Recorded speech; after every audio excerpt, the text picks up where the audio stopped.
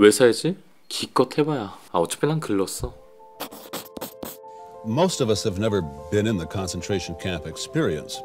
We've never had to go through that horror and tragedy, and so one would think that today it would be easier to find meaning in life. And yet, I sense that it's more difficult in a sense today than it was in years past. Do you think that? You're absolutely right.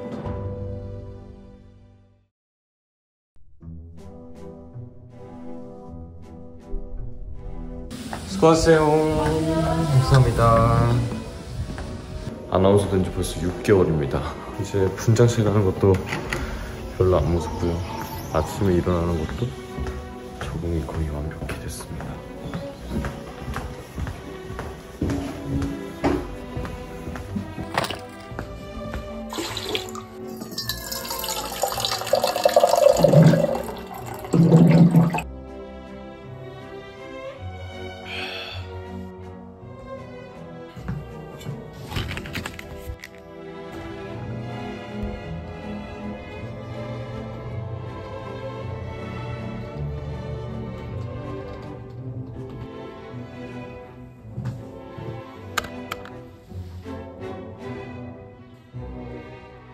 누구인가?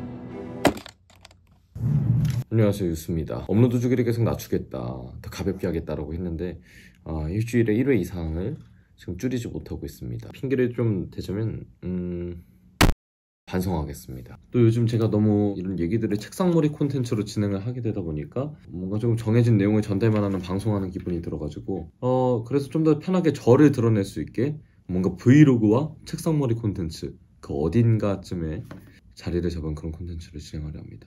어쨌든 다시 본론으로 초심을 잃은 건 아니고 주객전도가 되지 않기 위해, 지치지 않고 롱런하기 위해 요즘은 춤도 좀 아껴추고 있습니다. 매일 하는 라디오랑 뉴스 패턴이 좀 익숙해지면서 컨디션도 제법 잘 잡히고 있고요. 자잘자잘하게 녹화를 하는 것들이 하나둘 늘어나면서 제법 내가 마냥 쓸모없는 인간이 아니구나, 그래도 내가 MBC에 이제 조금은 역할을 하기 시작했구나, 이런 기분에 실존감을 느끼고 있습니다. 그리고 이제 퇴근 시간 이후에도 약속도 잘 잡고 또 재미난 일도 많이 생기고 여유를 좀 갖게 되면서 되게 좀 마음을 돌아봤어요. 평소에도 이렇게 좀 멘탈 관리가 잘 되면 정말 좋겠다, 이런 생각이 많이 들어서 요즘 조금 솔직히 그 어느 때보다 되게 긍정적인 나날을 보내고 있는 것 같아서 이렇게 좀 상태가 좋을 때 멘탈 관리를 어떤 마음가짐으로 하면 좋을지 영상을 남겼으면 좋겠어서 카메라를 켰습니다. 저를 오래 보신 분들은 아시겠지만 제가 상당히 긍정주의자입니다. 그리고 되게 사소한 거에도 의미부여를 많이 하려 하는 편이고, 그러니까 좀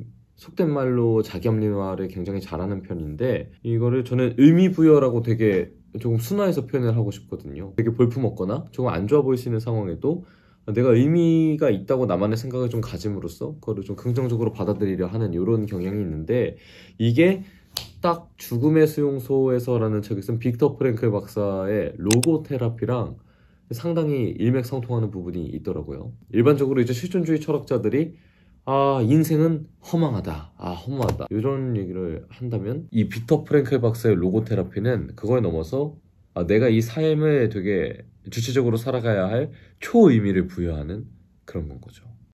Most of us have never been in the concentration camp experience. We've never had to go through that horror and tragedy, and so one would think that today it would be easier to find meaning in life. And yet, I sense that it's more difficult in a sense today than it was in years past. Do you think that? You're absolutely right. Well, why is that? Because we are living in a society, either in terms of an affluent society or in terms of a welfare state as we in Austria are living in.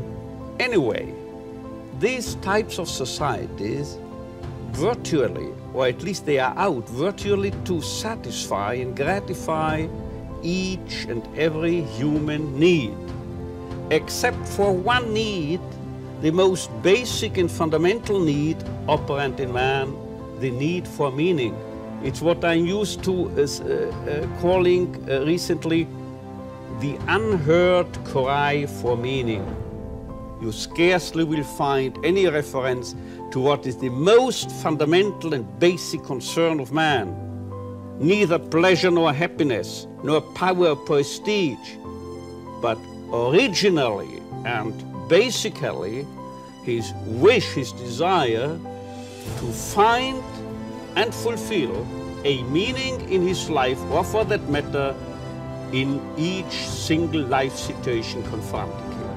And if there is a meaning to fulfill, if he's aware, if he becomes cognizant of such a meaning, then he's ready to suffer, he's ready to offer sacrifices, he's ready to undergo tension, stress, and so forth without any harm being done to his health. But if there is no meaning available, no meaning in his visual field, then he takes his life. Can you imagine a situation for a human being which is more full of stress than Auschwitz? And virtually all neurotic symptomatology disappeared in Auschwitz. And the degree to which suicide took place in Auschwitz and Dachau was astonishingly, surprisingly low. What young people need are ideals and challenges, personal tasks, and to begin with, in the first place, examples, personal examples, but not the coward people who don't venture to confront them with anything because they might become angry because they are challenged. People are today, they are not over-demanded, they are under-demanded.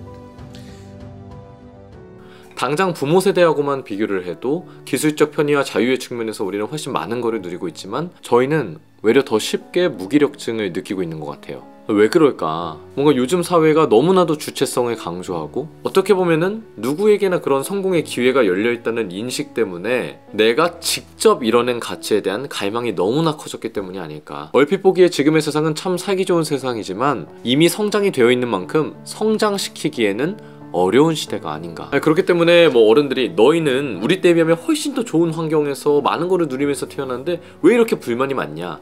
노력도 안 해보고 배가 불렀다.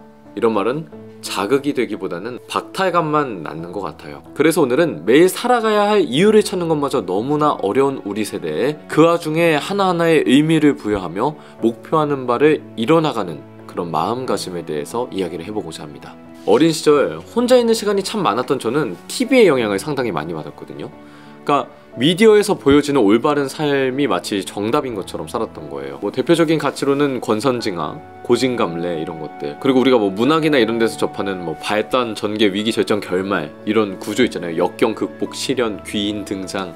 그러니까 이런 미디어가 심어준 단순한 클리셰에 너무나 적응이 된 탓에 모든 사람들의 인생이 이렇게 흘러가는 줄 알았던 거예요. 또 한번 고민을 해보면 제 학창시절에는 멘토라고 할 사람이 딱히 없었어요. 그냥 뭐 방학 숙제나 이런 권장도서에 되어 있는 자기계발서 보면서 뭐 혹자는 자기계발서가 다 쓰레기다 이렇게 얘기를 하긴 하지만 저한테는 거의 유일하게 동기부여를 받을 그런 근원이었던 거죠. 메시지는 간단합니다.